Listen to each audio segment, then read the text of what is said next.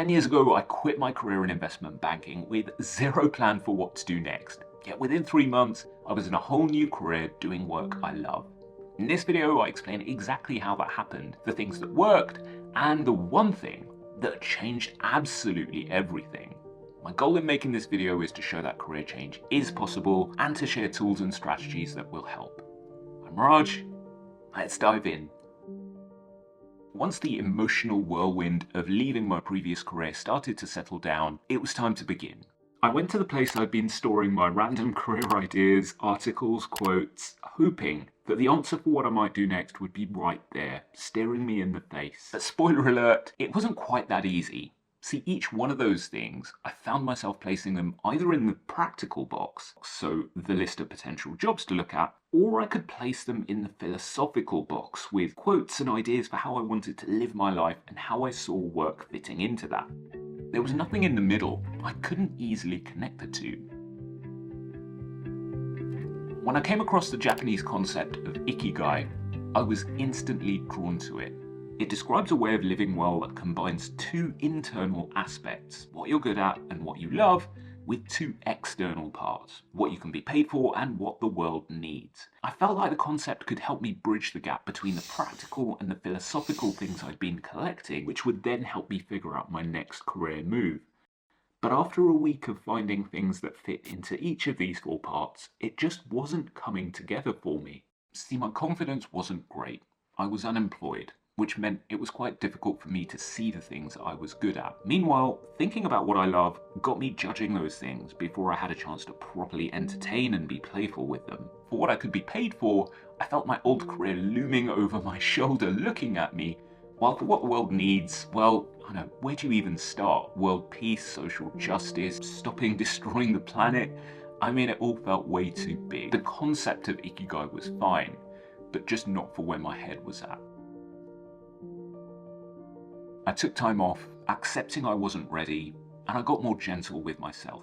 And so things slowly started to get clearer. I was trying way too hard. I was trying to overload the problem with data and information, but what I actually needed was simplicity.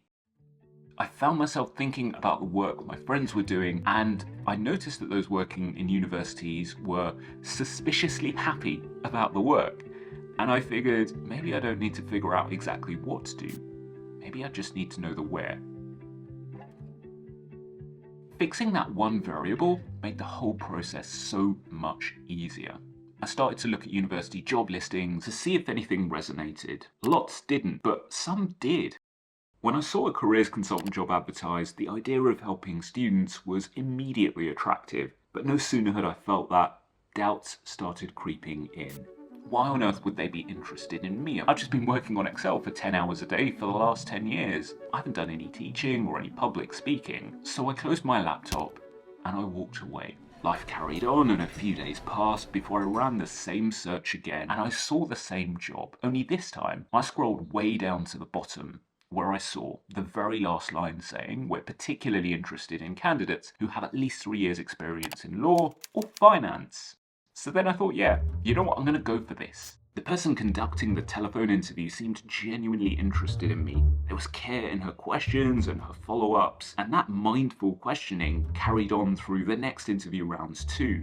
By the end of it, I was convinced I not only wanted to do the work, but I wanted to work around those people and have them as my colleagues. I was elated when I got the job offer, and I started just a few days later.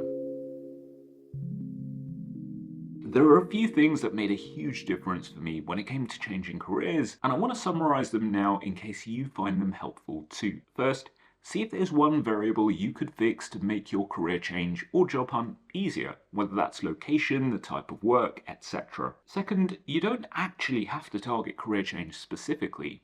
That often comes from being in a job in a new sector that you like and you see yourself growing into. And third, trust that there are people who will see your value, as long as you let them.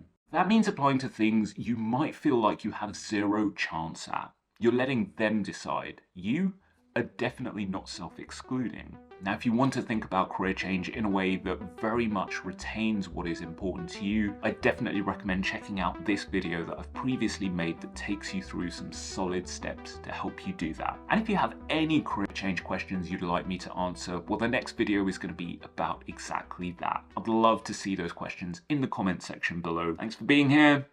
Thanks for being you. I'll catch you next time.